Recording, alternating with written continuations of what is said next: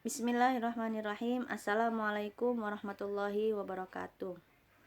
Apa kabar anak-anakku semua? Alhamdulillah, hari ini kita sudah mulai memasuki semester 2 pelajaran SKI kelas 11 ya. Di semester 1 kemarin kita sudah melaksanakan dan mempelajari mata pelajaran SKI dari mulai bab 1 sampai bab 4. Nah, di semester 2 ini kita masuk bab 5, yang mana bab 5 tersebut materinya yaitu proses lahirnya dan fase-fase pemerintah Bani Abbasiyah. Seperti yang kita ketahui, kalau semester 1 kemarin kita lebih banyak membahas ke Bani Umayyah. Nah, di semester 2 ini kita lebih membahas ke pemerintahan Bani Abbasiyah. Namun, sebelum belajar, Ibu ingin mengingatkan tetap jaga kesehatan walaupun kita belajar online, tetap semangat dan kalian selalu jaga kesehatan dengan baik agar bisa melaksanakan proses pembelajaran daring ini dengan baik. Mari kita mulai pembelajaran kita dengan bacaan basmalah bersama-sama. Bismillahirrahmanirrahim. Baik, kelas 11, materi pelajaran SKI semester 2 bab 5 yaitu proses lahirnya dan fase-fase pemerintahan Bani Abbasiyah. Tujuan pembelajaran, apa sih tujuan kita mempelajari tentang fase pemerintahan Bani Abbasiyah ini? Yaitu setelah proses mengamati, menanya, mengeksplorasi, mengasosiasi, dan mengkomunikasikan, Ibu harap kalian dapat menjelaskan sejarah lahirnya Bani Abbasiyah dan fase-fase pembentukan pemerintahan Bani Abbasiyah ini. Ya. Sebelum kita membahas lebih jauh, sedikit clue tentang penjelasan Bani Abbasiyah. Di sini Ibu kasih 3 poin agar mempermudah kalian dalam memahami pelajaran ini tentang Bani Abbasiyah. Yang pertama, poin pertama yaitu Bani Abbasiyah lahir tahun 750 Masehi dalam sebuah kemenangan besar atas lawan politiknya. Ya, artinya untuk mendebatkan Bani Abbasiyah ini, mereka juga melakukan peperangan dengan lawan politiknya. Kemudian poin yang kedua, Bani Umayyah I sebagai bukti bahwa hegemoni keluarga Muawiyah telah berakhir. Nah, Bani Umayyah I itu setelah berakhirnya masa pemerintahan Bani Umayyah itu dilanjutkan ke pemerintahan Bani Abbasiyah. Tampuk kepemimpinan berikutnya adalah keluarga Hashim yang dikomandani oleh Abu Abbas As-Saffah. Kita lihat sekarang yang pertama, mari kita bahas tentang proses lahirnya Abbasiyah. Lahirnya Bani Abbasiyah ini tadi seperti yang Ibu katakan di tahun 750 Masehi, mempunyai peran besar dari keturunan Hashim yang bernama Abu Abbas. Nama Abbasiyah yang dipakai untuk nama Bani ini adalah diambil dari nama bapak pendiri Abbasiyah yaitu Abbas bin Abdul Muthalib. Siapakah dia? Paman dari Nabi Muhammad. Proses lahirnya Abbasiyah ini dimulai dari kemenangan Abu Abbas As-Saffah. Jadi pelopor pertama Bani Abbasiyah ini adalah Abu Abbas As-Saffah dalam sebuah perang terbuka melawan Khalifah Bani Umayyah yang terakhir yaitu Marwan bin Muhammad. Ya. Jadi Bani Umayyah I yang terakhir itu dipimpin oleh Marwan bin Muhammad dan itu dikalahkan oleh Abu Abbas As-Saffah.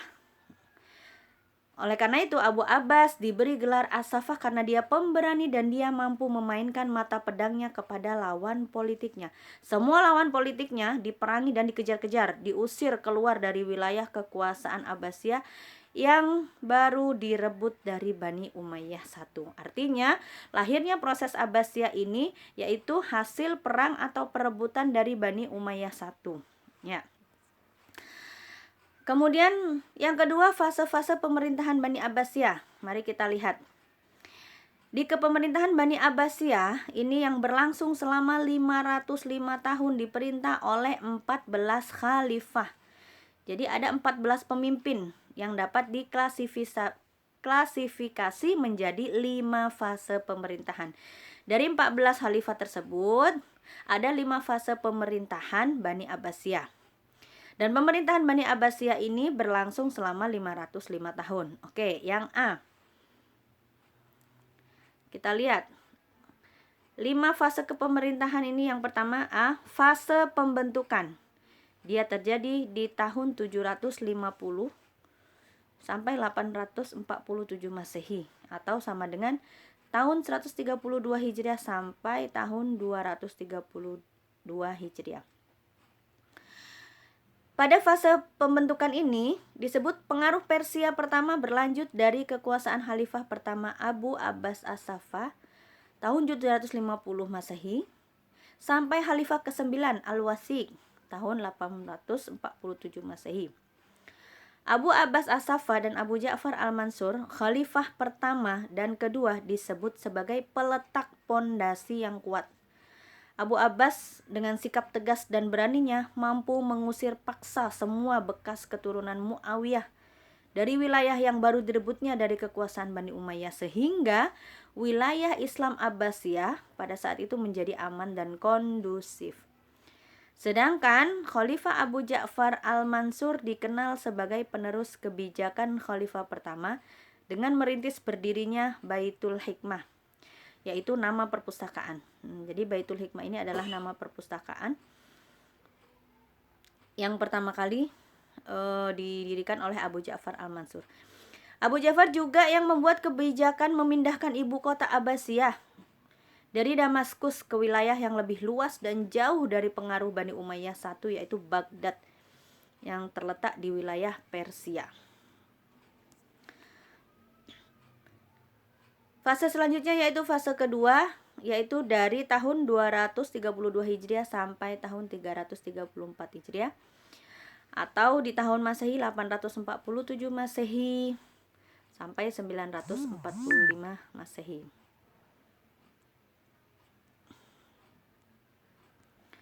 Oke. Fase kedua ini dikenal dengan pengaruh kekuasaan Turki pertama. Fase ini dimulai dari Khalifah ke-10 Al-Mutawakkil. Pada fase ini, perkembangan peradaban masih bisa berkembang, akan tetapi tidak sepesat seperti fase sebelumnya. Peradaban ilmu dan peradaban lainnya seperti membangun istana, masjid, dan kota masih tetap berjalan dengan baik.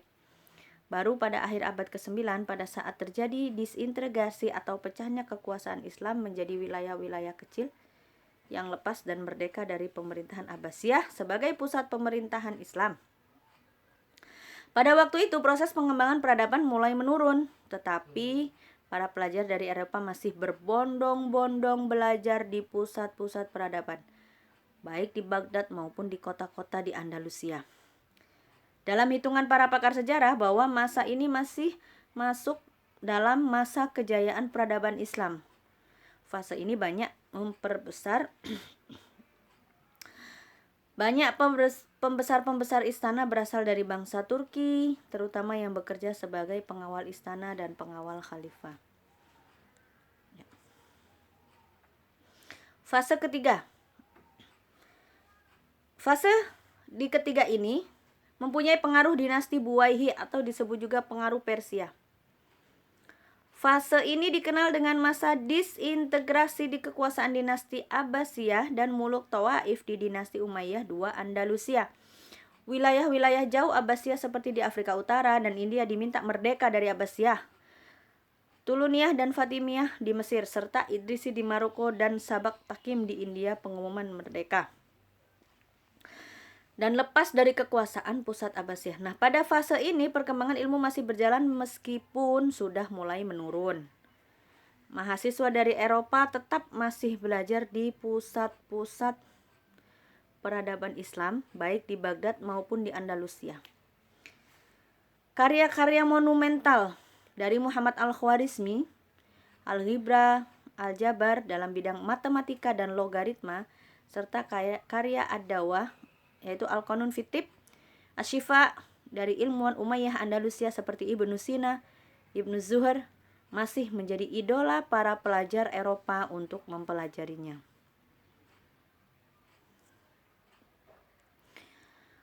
Selanjutnya di fase keempat, yaitu tahun 447 Hijriah atau sama dengan tahun 1055 Masehi. sampai 1194 Masehi. Dalam sejarah fase keempat ini disebut dengan fase kekuasaan Bani Saljuk, atau dalam sejarah sering juga disebut juga dengan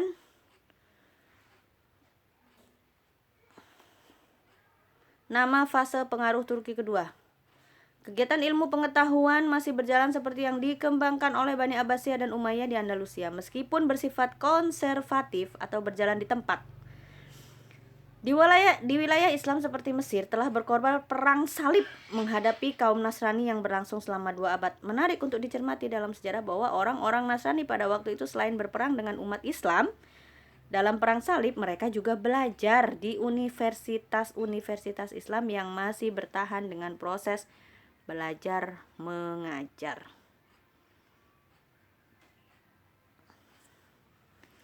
Fase kelima atau fase terakhir. Fase ini dikenal dalam sejarah perkembangan Islam sebagai fase lemah, sampai fase hancurnya kekuasaan Islam Abbasiyah. Setelah terjadi disintegrasi dan perang salib dalam wilayah Islam, maka kekuasaan Islam Abbasiyah di Baghdad maupun kekuasaan Umayyah II di Andalusia semakin menurun. Bahkan pada tahun 1258 Masehi, Abbasiyah diserang dan dibombardir oleh kekuasaan Mongol dengan membakar sekian ilmu pengetahuan serta membakar mati para ilmuwan Islam Abbasiyah dengan cara membakar perpustakaan, sekolah-sekolah, serta membakar fasilitas-fasilitas umum serta pusat peradaban Islam yang ada di wilayah Andalusia diserang dan dihancurkan oleh 2 kerajaan Nasrani, Aragon dan Castilla. Maka lengkaplah kehancuran Islam pada fase ini. Jadi, pada fase kelima ini, Bani Abbasiyah berakhir di tahun 1258 Masehi atau tahun 656 Hijriah. Itulah tadi penjelasan bab 5 tentang perkembangan fase-fase Bani Abbasiyah. Namun sebelum Ibu tutup dan Ibu akhiri penjelasan tentang fase Bani Abbasiyah ini, Ibu tetap selalu mengingatkan bahwa tetap kalian jaga ketaatan iman kalian, jaga stabilitas imun kalian, dan jaga jarak aman kalian. Semoga penjelasan Ibu bermanfaat. Dan Ibu tutup dengan wassalamualaikum warahmatullahi wabarakatuh.